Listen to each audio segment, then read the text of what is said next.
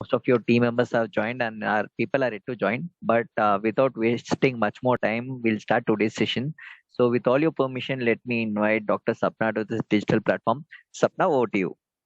Thank you, Rahul, and good evening, everyone. A very warm welcome to this session today. So today we have chosen a slightly different topic. I know it's not a very common topic, but once in a year, once in 2 years, if you come across someone who is suffering from Parkinson's, at least you should be having a bit of clarity that how you can be a support for that person. You have to always keep in mind that there is nothing called a reversal of Parkinson's. You can't reverse Parkinson's because it's a neurodegenerative disorder. It is a progressive disorder which will keep on progressing. There is no cure also. There is no particular line of treatment also. The only thing that you can do is you can improve the quality of life, right? And along with that, you can take care symptomatically. Right? So whatever problems a person is facing, you can take care of it symptomatically, but there is no treatment and it cannot be reversed. Okay. So just give me a moment. I'll share the screen and then we'll go ahead.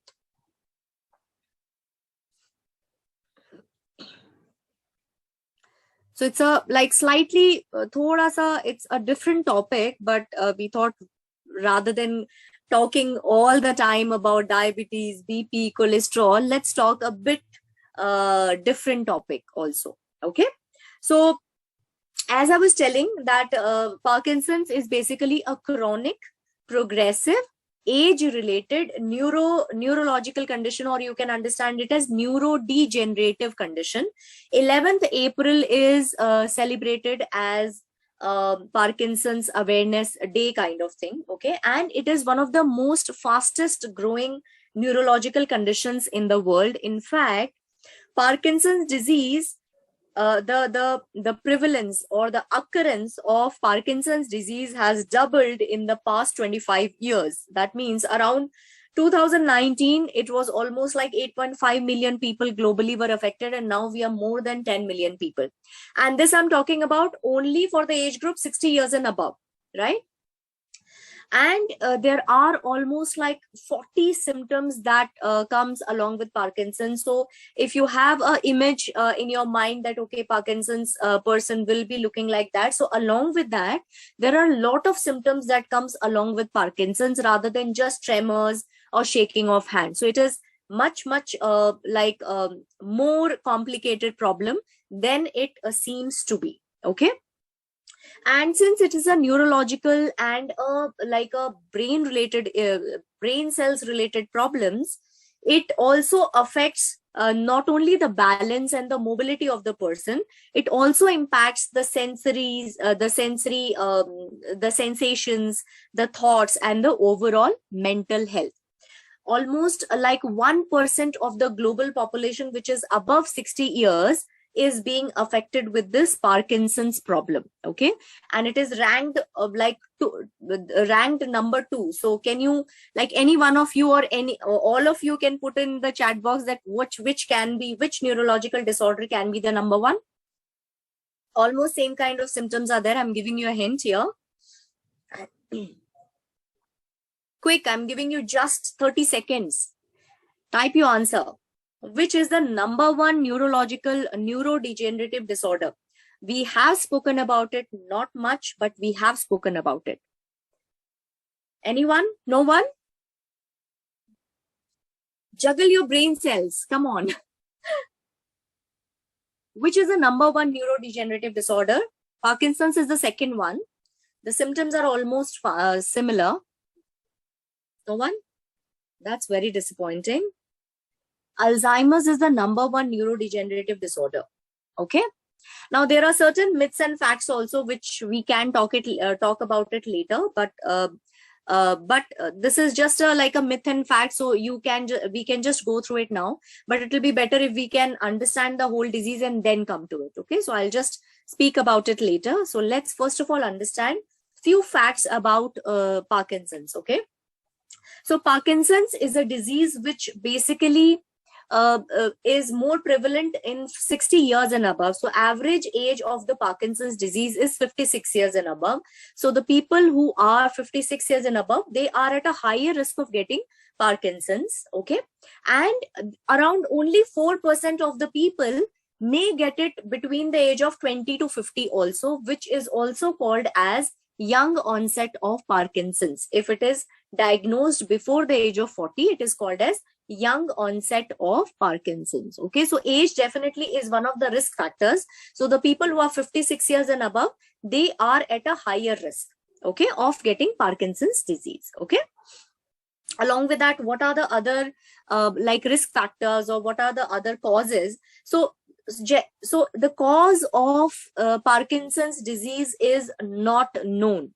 Okay, it's not known that what is the exact cause of Parkinson's, but it is said that the family history and the combination of family history, genetics, and the environmental factors together can increase the risk of for a person to get this Parkinson's disease. Okay, so age definitely is one of the risk factors. The people who are 55, 56 years and above, males are at a higher risk of getting Parkinson's. Okay,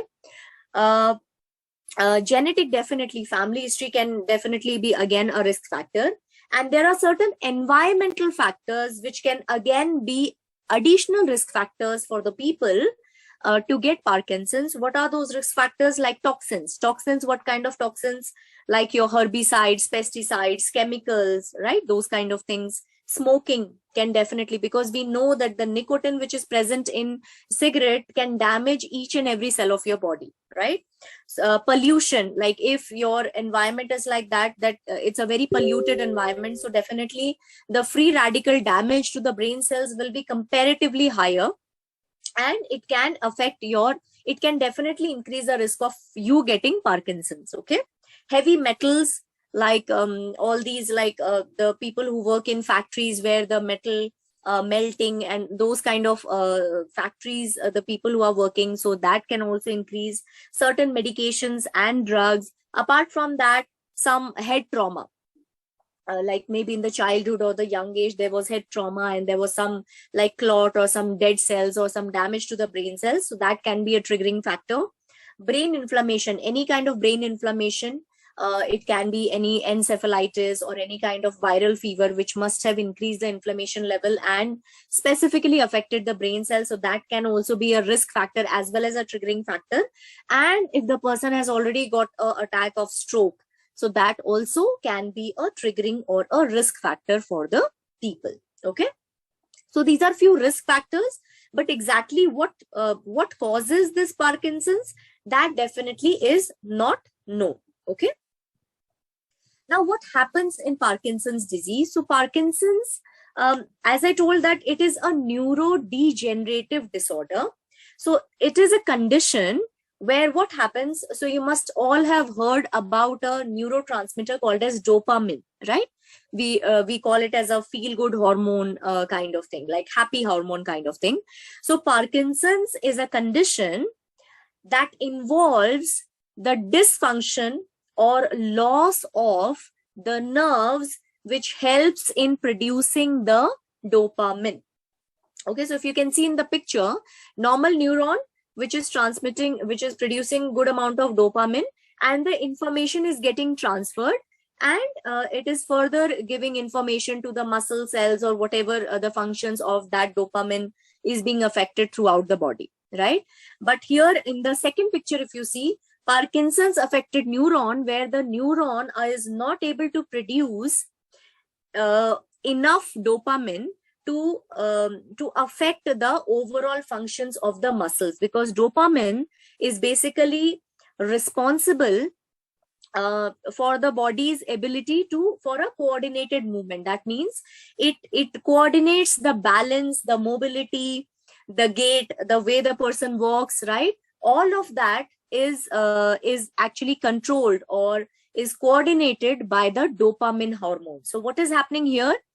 The neurons which were supposed to produce dopamine are not able to produce because of the dysfunction, or you can call it as like inactivity or dead also, and that's why dopamine is not getting produced, right? Now, why these neurons are not able to produce, why this dysfunction happens? So there are specific protein structures which are called as Lewy body. Okay, there are specific protein structures which are called as Lewy body, Lewy, Lewy body.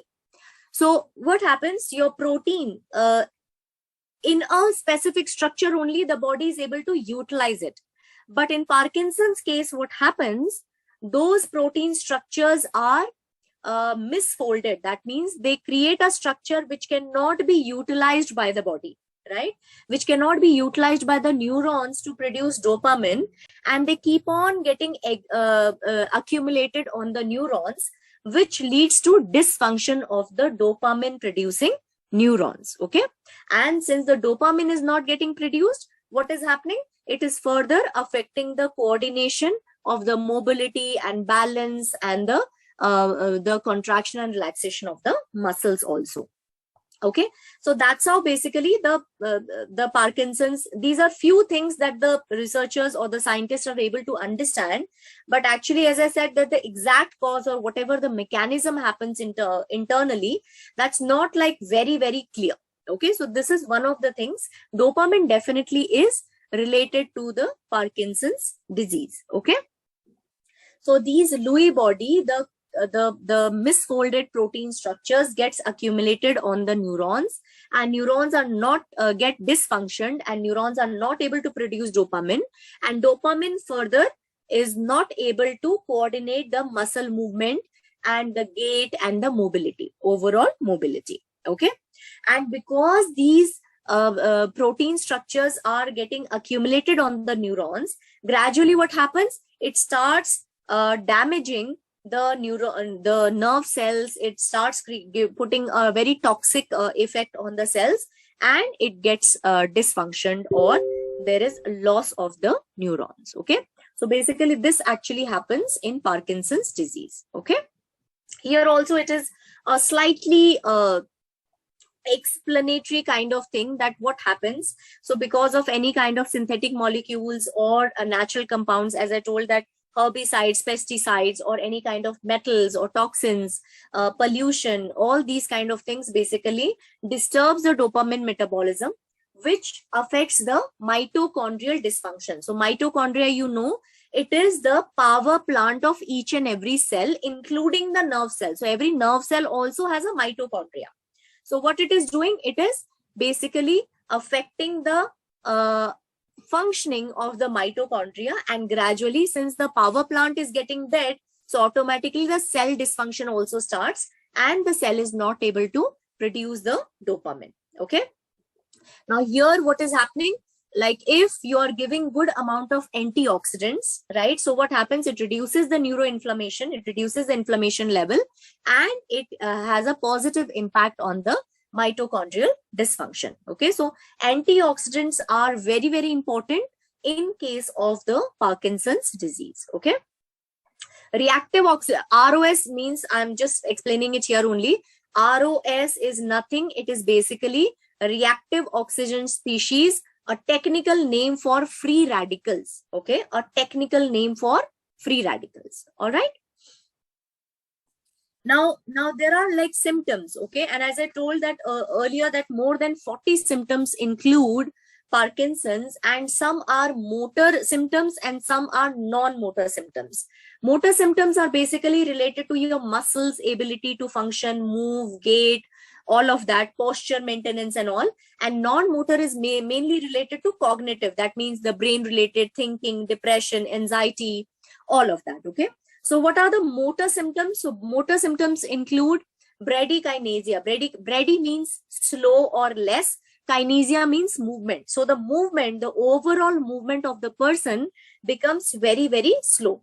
So if you have seen any Parkinson's person, you must have seen that the person takes very short steps to maintain the center of gravity or to maintain the balance of the body, right? So very small steps and very like slow steps or very slow motion movement happens in the overall body, overall muscles. Okay, hypersalivation, that means more saliva is getting produced. Okay, postural imbalance is there, that means the person is not able to balance the posture, or the person like either falls towards one side or the other side and is not able to maintain a erect posture. Okay, lot of tremors are there. Tremors is nothing, it's basically rhythmic shaking of the muscles. You must have seen, no, the hands trembling, like picking something or getting something or holding something, the hands are shaking continuously. Okay, muscular rigidity is there.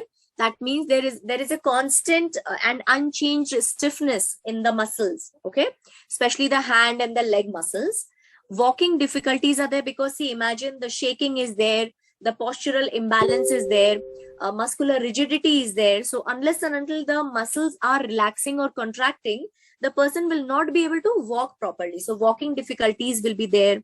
Freezing movements, that suddenly the person is not able to like fold the fingers, or the person is not able to fold the hands, right? So the movements will get completely freeze. Okay, jerky tremors will be there, and the posture will be unstable, and the gait, that means the way the person walks. So every person has a different gait.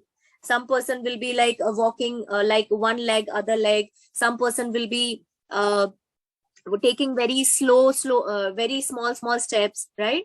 So that way the change of gait, gait is basically how the person walks. Okay, so that also gets changed, and that is all because of motor impairments. That means the muscles involved in the body are getting impaired because of the less dopamine. Okay, what are the along with that, the other symptoms can be the blinking will be very less. The person will be just staring at once in one direction. The blinking will not be there. Okay, the handwriting will be very, very cramped. That means the letters will not be very clear, because for writing also you need a coordination of your finger muscles, right? And since the muscles are maximum getting affected, so the handwriting will be very cramped. Along with that, it will be a kind of like facial muscle tone will be like very less. That means there will be kind of drooling, kind of like same expression kind of thing. Okay, so a half portion or the full face muscles will be drooled. Okay, there will be trouble in like swallowing any food, and there will be mask like facial expression. So when a person wears a mask, whatever the expression is there on the mask, the same internally, whatever expression is there, you will not be able to see, right? The same way the expression will be same. That means either it can be a smiling kind of expression, or it can be, so the person will not be able to change the muscle movement, and that's why the expression will remain the same for a long period of time. Okay, with that, what are the non-motor impairments? Cognitive impairment will be there. That means memory related issues, thoughtfulness, thoughts, all of that will be there. Sleeping issues will be there. Mood disturbances will be there. Anxiety, depression, those kind of things will be there. Gastrointestinal issues, because what is happening? The muscle tone is getting rigid. That means the movement of the intestinal muscles will also get affected. And because of that, what will happen? Constipation can be one of the problems for Parkinson's. Okay, there can be like hyper sweating, which I've already explained, and there can be loss of sense of smell will be there, and pain will be on the higher side, because all the time the muscles are rigid, the joints are always under pressure. So automatically all these things will lead to more sense of sensation of pain also. Okay, now comes what are the stages of Parkinson's disease. So so in Parkinson's, the change is at a much more higher rate. Okay, but if you are taking care of the diet, the lifestyle, you're taking additional supplementation, you're taking exercise and all, you can delay the progression. Okay, so it's not that you can stop the progression, but you can slow down the progression, you can delay the progression. Okay, it's a very small topic, nothing like much to like remember, only the supplement that you should be able to understand. Okay, so in stage 1 of Parkinson's, what happens? Tremors starts happening in one side of the body. That means maybe the right hand will start trembling. Okay, or the tremors will be there. Okay, and so till it is one-sided, it will not majorly affect the day-to-day activities. Okay, Now in the stage 2, the rigidity and the tremors will start happening on both sides of the body, which will definitely increase the risk of the falls. Okay, it will slightly become difficult to do the day-to-day activities. Okay, stage 3, falls are much common because now the tremors, the rigidity, and all the other muscle related issues has gone to a much higher level, and here the person is dependent on some help to get a shower, to get dressed, or to get eat, or to move around as well.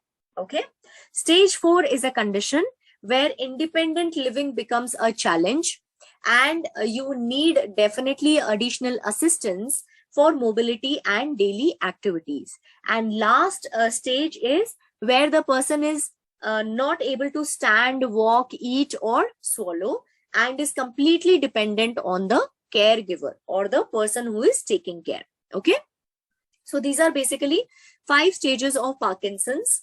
Now at this point of time, we can say that the life expectancy or the quality of life has increased almost 14.5 years. That means we have to understand that till the symptoms starts getting seen, okay, till the symptoms start getting seen, almost 60 to 80% of the neurons are already dysfunctional, right? So that's when you are able to see the symptoms. So that's why this progression of this disease is much faster, and that's why you have to take very good care of the other things that can improve the quality of your life. Okay, so now it is said that once you are diagnosed with Parkinson's, from that time 14.5 years is considered as where you can improve the quality of life, and it's considered as a kind of life expectancy kind of thing. Okay, right. So now comes the type of Parkinson's disease. So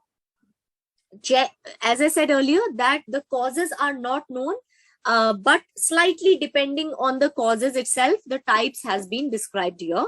So the first type is idiopathic. Idiopathic, the term itself says disease of its own. That means there is no known reason behind that disease, which affects mainly the 60-year-old people. So that's why it is called as idiopathic Parkinson's disease, where there is no known reason, but it starts affecting the 60-year-old people.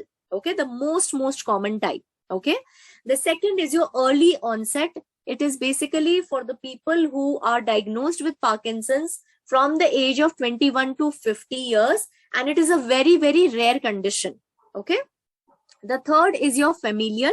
That means where hereditary or genetic causes are there, where either one of the parents or one of the siblings are having Parkinson's. So the risk is much higher for the sibling or for the daughter or son majorly. Why? Because males are at a much more higher risk. Okay, the next is your secondary, or you can call it as induced also. Induced, that means where there is some underlying environmental cause as well, like you are on certain medications, you suffered from encephalitis, or there are some toxin exposure, continuous toxin exposure is there, or some poison exposure has been there, carbon monoxide fumes you have inhaled, or some kind of head injuries, which will trigger the Parkinson's disease. Okay, the next is your atypical. Atypical is basically where there is already underlying neurodegenerative disorder,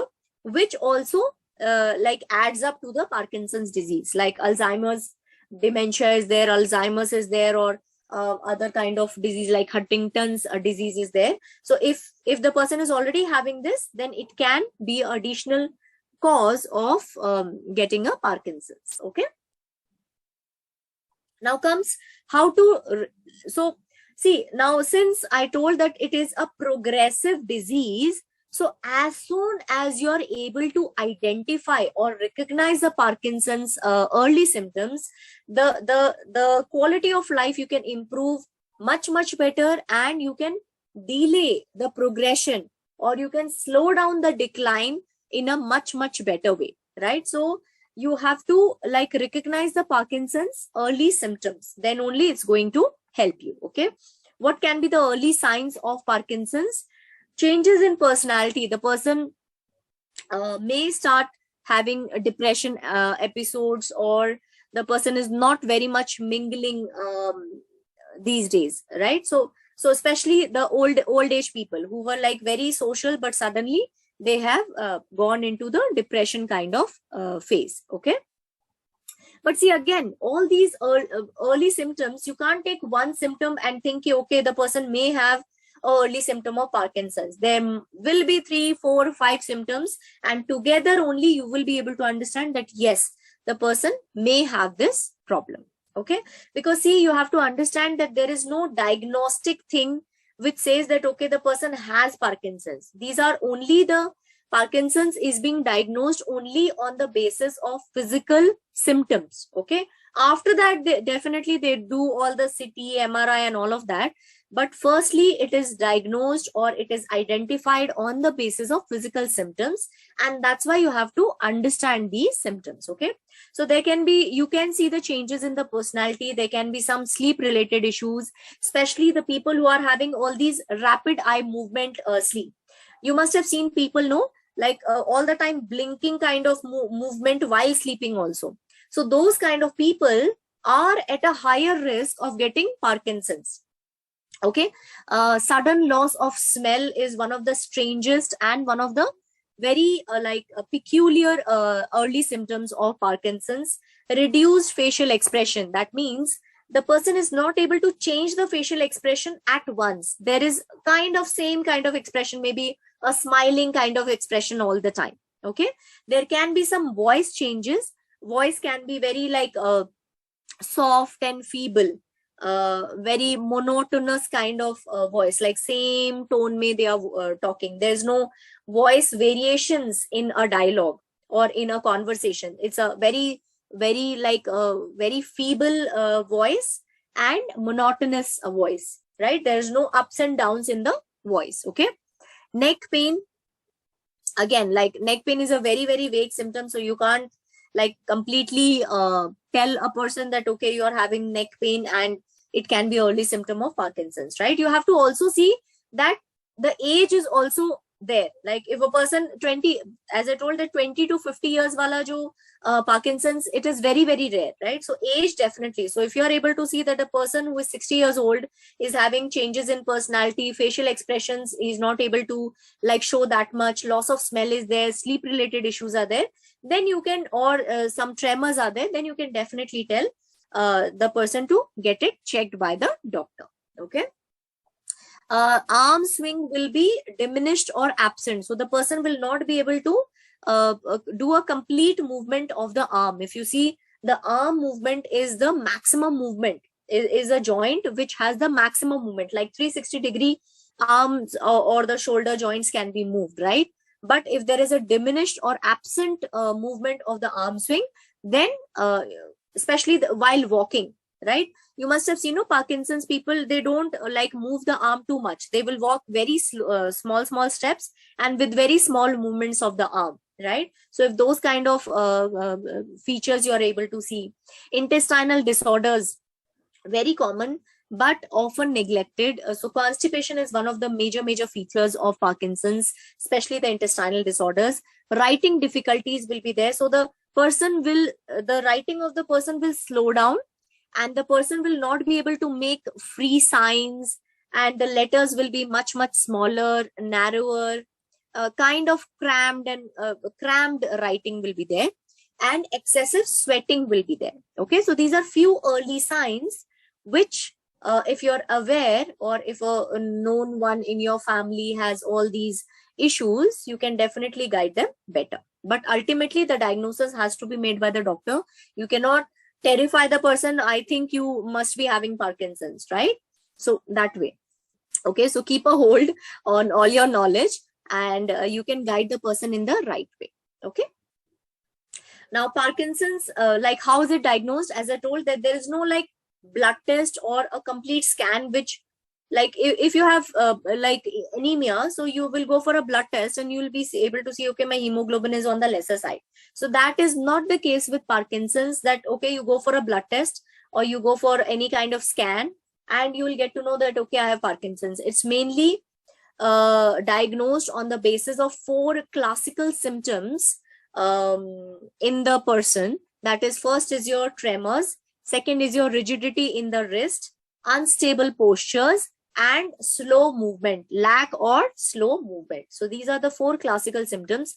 How is it diagnosed? And then later they can make the person go for MRI to see that whether there are like changes in the brain cells, or there are some like Lewy body accumulation in the on the nerves, and also all those can be checked later. But there is no single test or scan which tells that yes, the person is having Parkinson's. It's more based on the physical appearance. Okay. Now there is slight difference between like Alzheimer's versus Parkinson's. Most of the symptoms are almost similar because both are neurodegenerative disorders, both are progressive disorders. But Parkinson's, the progression is very quick. Why? Because till the symptoms you are able to see, 60 to 80% of the neurons are already dysfunctional, are non-functional or dead, right?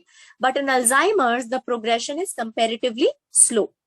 Here, if the symptoms come, here the symptoms will come and go. That means the tremors will come, and then maybe after 15 days or so, again, tremors will come. So the symptoms will keep on coming and going. But in Alzheimer's, once the symptoms are set in, they don't go away. Okay. And in Parkinson's, hallucinations are usually caused by medicines for Parkinson's. And here hallucination is a natural symptom which comes in the later stages. Okay. So this is slightly a difference, Alzheimer and Parkinson's. So Alzheimer also, there was accumulation of amyloid plaques, okay, on the nerves. And in Parkinson's, there is accumulation of Lewy body. Both are kind of like protein structures getting accumulated on the nerves. Okay. So that's how this slight difference is there. Okay. Now, what can we correct it through diet and lifestyle changes? No, we can't correct it, because as I told earlier, the disease cannot be reversed. It's a chronic, progressive, degenerative disorder. Okay. But taking care of your diet and lifestyle, research suggests that certain kind of diets or the eating patterns can nourish the brain cells, and in a way, the change in the diet and lifestyle can actually delay or stop the progression of the Parkinson's disease. Or the person who is already having a history or family history, the person, if the person is already knowing that, okay, I have a family history of Parkinson's, so if I follow certain kind of diet or the way of eating or the change in lifestyle and all, the Parkinson's disease may not come only, right? So that's why diet is important here, okay, because it's basically a brain nourishing diet that we are suggesting. Okay. So we all know that any kind of like brain related or anti-inflammatory diet, we whenever we talk about, because what is happening here, it's a kind of like dysfunction and inflammation of your brain cells.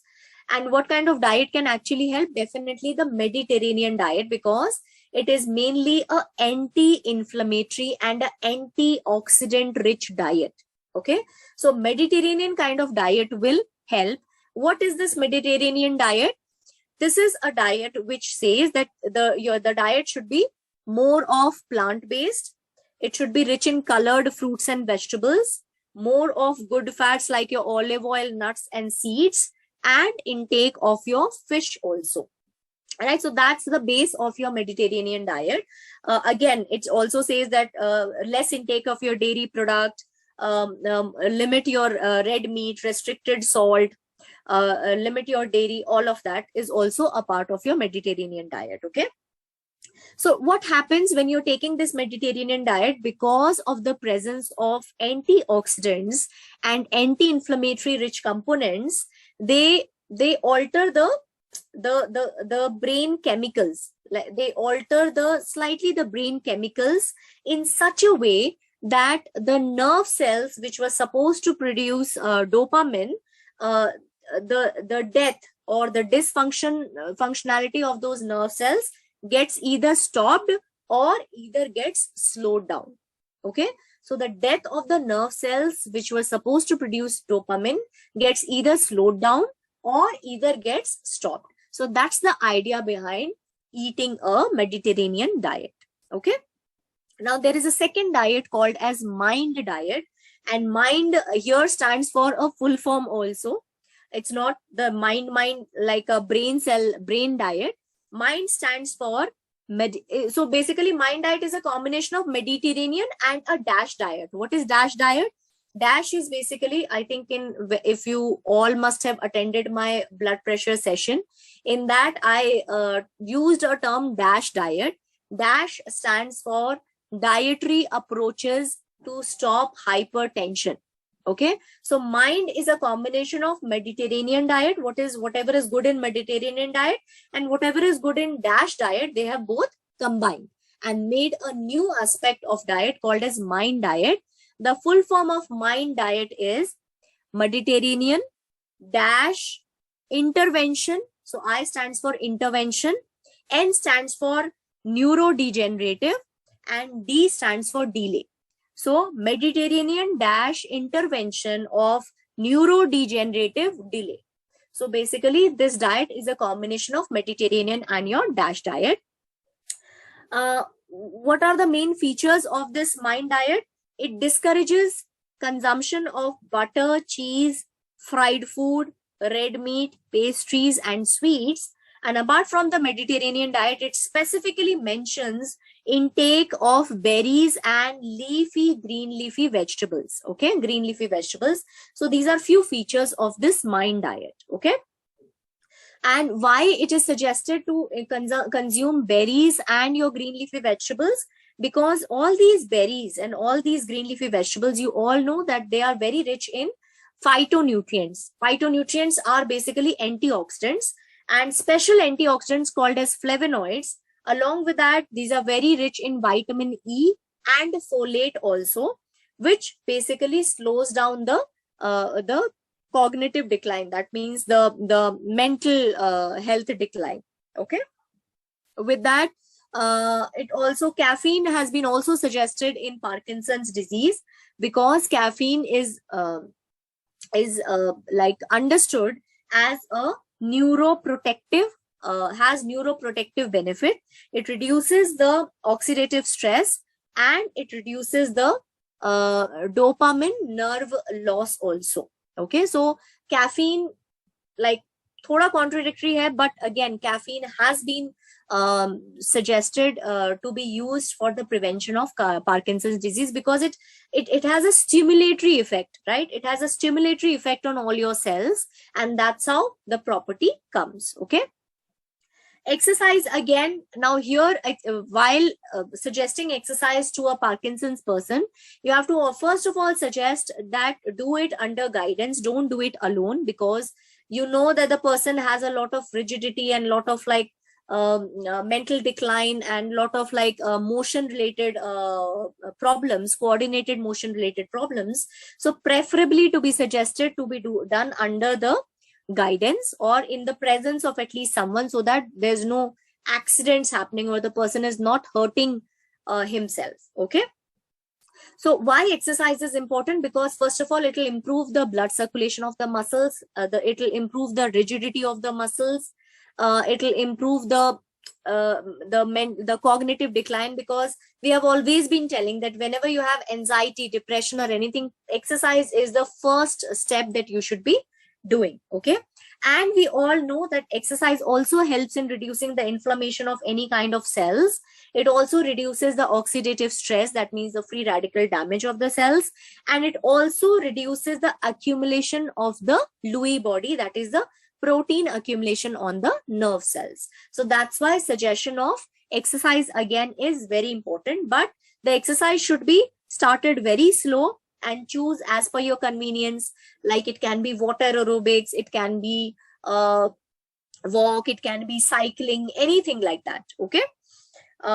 It is also said that the kind of ketogenic diet also helps with Parkinson's disease prevention. Why? Because the ketone bodies which is produced in the ketogenic diet basically has a antioxidant benefit on the Parkinson's disease. Okay. Now, what are the foods that you can include? Now you know that all the green leafy vegetables, raw fruits and vegetables, because of the presence of antioxidants, all the vitamins and minerals, high fiber food to prevent any kind of like constipation or intestinal issues, healthy fats to support overall brain health, as well as the rigidity to reduce the inflammation, as well as to reduce the rigidity of your muscles and everything also. You should be taking healthy fats to support overall brain health. When you're suggesting oils, definitely tell the person to stop any kind of refined oils and only use cold pressed oils, especially olive oil. In Mind Diet, they say that avoid any kind of oils, just use olive oil. Why? Because olive oil is rich in vitamin E, which is a very, very beneficial thing in Parkinson's disease. Okay. Along with that, intake of omega-3 fatty acid, because all the neurotransmitters or hormones, the base is made up of fats only, the omega-3 fatty acids, especially the DHA rich foods. So it helps in increasing or elevating the dopamine levels, as well as it helps in reducing the inflammation also. The people can go for a lot of fresh vegetable juices, not fruit juices, vegetable juices, to cover up all the essential vitamins and minerals. It is hydrating as well. And along with that, it also helps in relieving constipation. Okay.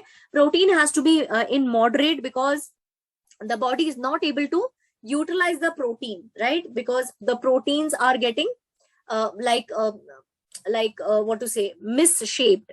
They are changing the shape, and that's why they are not able to get utilized by the body, and the accumulation on the nerves is happening more. Right. So protein has to be taken in moderation in Parkinson's disease, and more of plant-based protein. Okay. Not a lot of like red meats or very high protein animal-based protein. Okay. Green tea also is one of the foods that should be included. Why? Because of the presence of polyphenols, again phytonutrients, and presence of theanine, which is again helpful in increasing the dopamine levels. Okay. So protein with green tea also can be a good combination here. All right. Now the Mind Diet. So this is basically the summary of the Mind Diet. That what do you mean by Mind Diet? So green leafy vegetables, you have to take it on a daily basis. Other vegetables also daily basis. So that means plant-based vegetables, you have to take it on a very, very regular basis. Okay. Nuts at least once a day. Berries at least twice a week. That means the emphasis on intake of berries and green leafy vegetables is on the higher side. Okay. Beans or legumes, again, if you see, most of it is very plant-based diet. Okay. Beans or legumes at least every alternate days. Whole grains only 3 servings a day. Fish at least once a week. Chicken twice a week. Olive oil always in place of butter. So any kind of cooking or any kind of sprinkling, you're doing it in your salads, tadka, anything, put it with olive oil. Wine again is a option, but yes, it is also a part of Mind Diet, because we know that red wine definitely has a very, because it is very rich in anthocyanins and polyphenols, which has a very positive impact and very rejuvenative impact on the brain cells. Okay. Now, what are the supplements that you should be taking? Or what are the vitamins and minerals which are like very, very important to include in the Parkinson's disease? So coenzyme Q10 is there, vitamin C is there, vitamin E is there, vitamin D is there, omega-3 is there, and a lot of green leafy vegetables, because those are rich in your folate, right? So that's why a lot of like green leafy vegetables you should be adding. Especially your vitamin D definitely has a very major role to play in all kind of autoimmune disorders as well as degenerative disorders. Okay. So that's why definitely add a good amount of vitamin D as well. Okay. What are the foods that you should not be taking? High amounts of protein, processed foods, artificial sweeteners, and any kind of like food allergens. So depending that what the person may be allergic to. So if it is a lactose intolerance or any kind of gluten intolerance, seafood intolerance, or peanuts, because these are the 4 major allergens, right, when it comes to allergens. So try to avoid these so that there is no triggering of um, any trigger is not there. Okay. And artificial sweetness and added sugar, definitely, because it doesn't do anything good to our body, and all these basically increases the inflammation level of the body, right? So that's why all these foods you should be avoiding. Vitamins I've already suggested, definitely your vitamin C, vitamin D, vitamin E, and a lot of B vitamins has definitely needed to be added. Okay. Now, what are the supplements that you can suggest daily? So when I come to when I want to talk about that, why coenzyme Q10 has to be added, because it is a very potent antioxidant, right? We have been talking about coenzyme Q10, that it is an antioxidant which is present in each and every cell of your body by nature, right? But as you age, all this coenzyme Q10 levels goes down, right? Which increases the risk of more free radical damage to all your cells, including your brain cells, right? So adding a coenzyme Q10, what will happen? Because it is an antioxidant, it will reduce the oxidative damage. And also we all know that coenzyme Q10 is responsible to increase the mitochondrial energy. That means the power plant of the cells, it increases the cellular energy. So that's why you should be adding coenzyme Q10. Vitamin C, because of its potent antioxidant benefit. All the green leafy vegetables, because of the presence of your folate, which is again very important for the Parkinson's disease. Your vitamin D, again, as I told, that it has a major role in all kinds of degenerative disorder. And it is said that if the person is having adequate amount of vitamin D, it basically reduces the risk of getting Parkinson's by 65%. And it is also seen that the people who are having Parkinson's, they are generally having a vitamin D deficiency. So both are correlated. Okay. And that's why definitely needed to be added. Okay.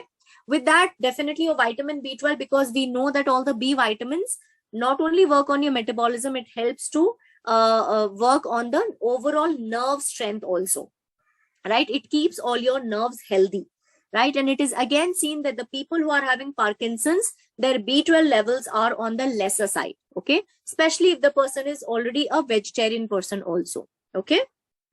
And along with that, definitely folate, because folate is it's B9 vitamin only. It's a B vitamin only. And it is basically responsible for the metabolism of homocysteine. Homocysteine, I've already explained that homocysteine is basically amino acid which has a damaging effect on the blood vessels and your heart health, but it also has a damaging effect on your nerve cells. Okay. So that's why if you are adding good amount of folate, it will help you to reduce the homocysteine level, which will further help to reduce the nerve damage as well. Okay.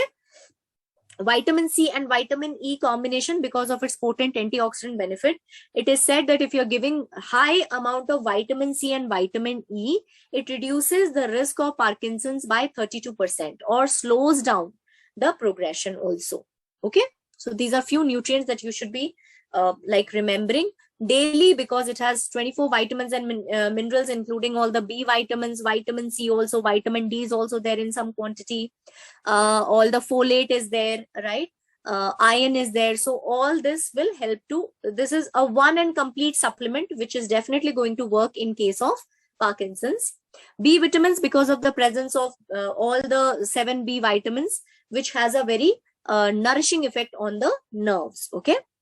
Vitamin D, I've already explained that it decreases, so it definitely decreases the progression of your Parkinson's disease, and it also has a role in dopamine synthesis as well. Okay, so that's why vitamin D definitely has to be added.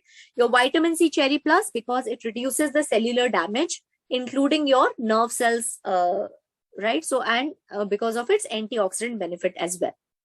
With this, there is another set of supplements that you can suggest, that is your coenzyme Q10, because it has a protective effect on the cells, and it also increases the cellular energy. And when I'm talking about increasing the cellular energy, it includes the nerve cell energy also. right? Because the nerve cells are getting dysfunctioned, and that's why they're not able to produce dopamine. So if somehow you're able to nourish or rejuvenate the nerve cells, it will definitely help to slow down the progression. Okay. Salmon omega, because of its neuroprotective and anti-inflammatory benefits, especially it is having DHA, which has a very protective effect on all your brain cells. Okay. Ginseng cherry plus again has a, like, it reduces the cellular stress, and it also reduces the cellular death. Okay. And which I meant to say is your nerve cells, because it increases the blood circulation, right? And it's very good for overall nerve health as well.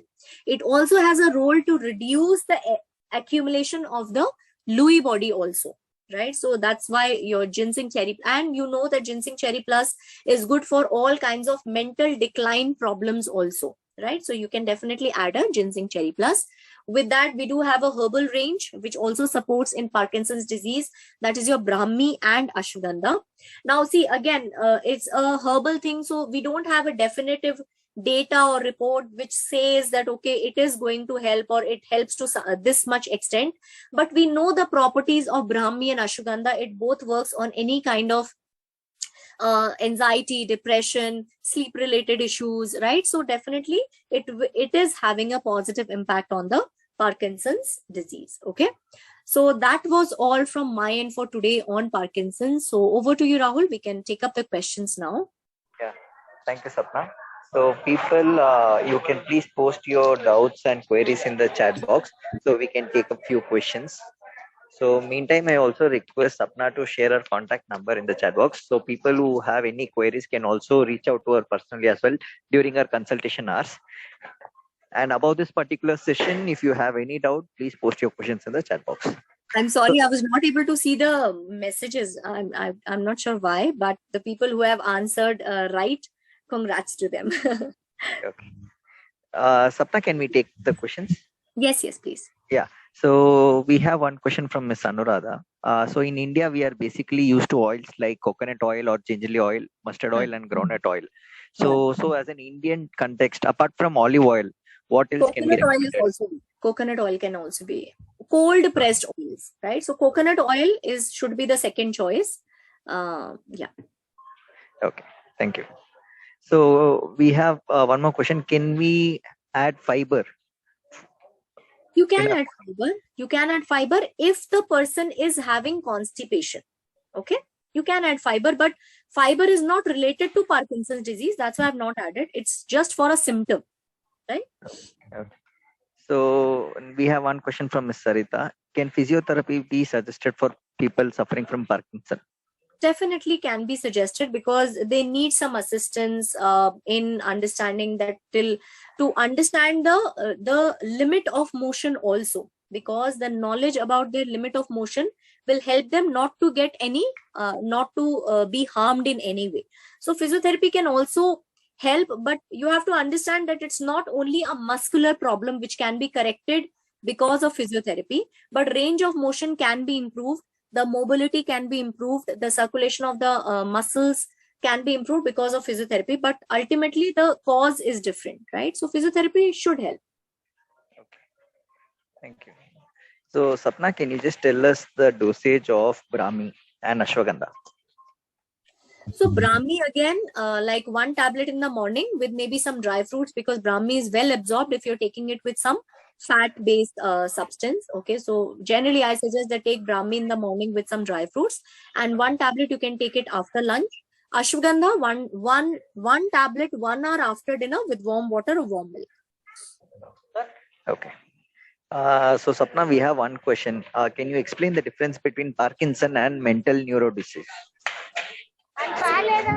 Disease is not it's a combination of different diseases, right? So it's not a diagnosis. Like imagine there is a disease, dementia, there is a Alzheimer's, there is a Parkinson's, but there is no disease like mental neuro disease, right? Because mental is also brain, neuro is also brain disease. So anything related to brain will have the same kind of effect. If you see all these brain related or mental the brain cells related problems has similar kind of symptoms, right? There can be some one or two differences, but since I'm not able to get the exact like disease name, I may not be able to help.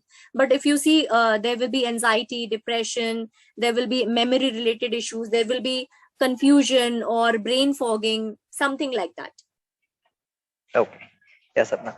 So also, Sapna, can you mention what is the RDA required for vitamin D for a fully grown adult, age between 25 to 35 years? 600 to 800 international unit. I think 600 it is. Yeah.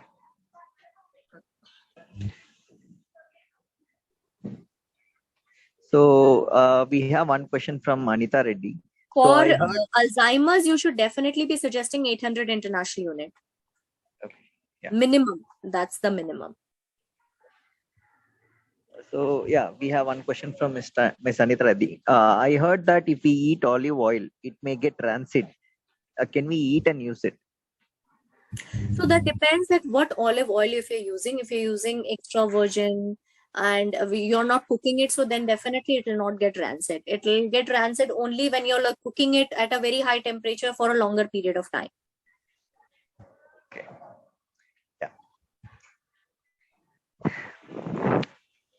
So one last question, Sapna. So can pranayam help in any way for people suffering from Parkinson? See, it will help because somewhere it will improve the oxygenation of all your cells. It will increase the cellular energy. It will definitely will have a very powerful impact on the mental decline symptoms, right? So definitely pranayam will also help.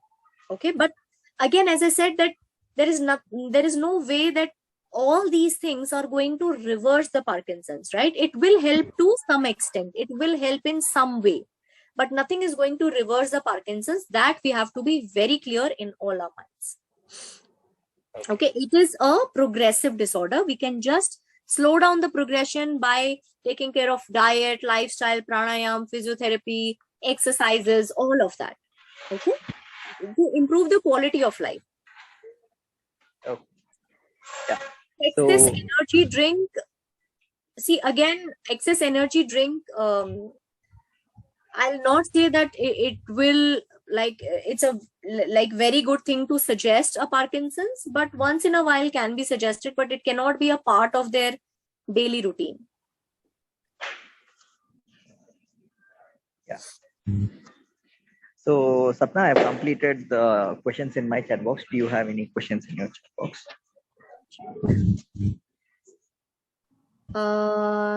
Can the supplements be given without a break, including vitamin D? You see, ginseng, you have to definitely give a break after 8 weeks. Otherwise, your daily, your omega, your vitamin C, vitamin D also can be given 3 months continuously. And after that, if you want, you can give a break. Ginseng definitely to be given a break after 2 months. And Brahmi and Ashwagandha can be given regularly, no problem. Okay.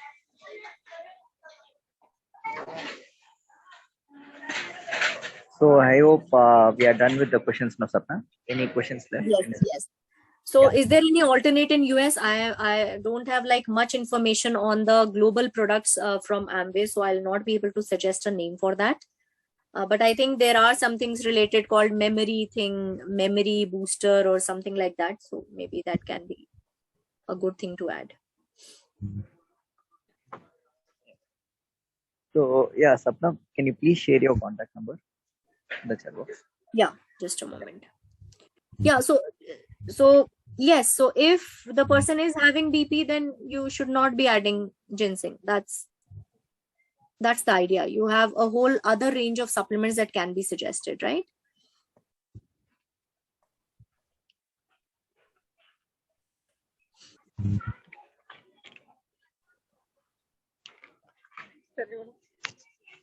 Yeah. So I think you have shared your number as well. So people, if you have still any doubt, you can definitely reach out to Sapna.